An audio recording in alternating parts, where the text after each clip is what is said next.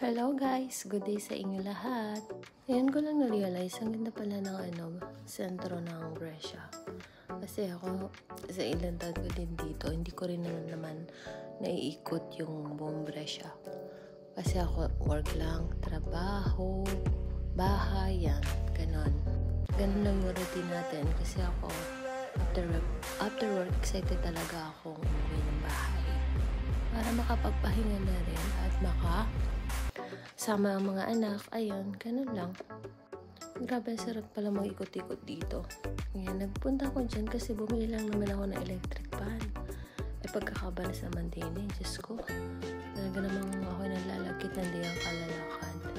Nakita ko nga din pala yung bagong bukas na KFC. Hindi na lang ako dumaan kasi sobrang init na ako. Gusto ko nang makauwi.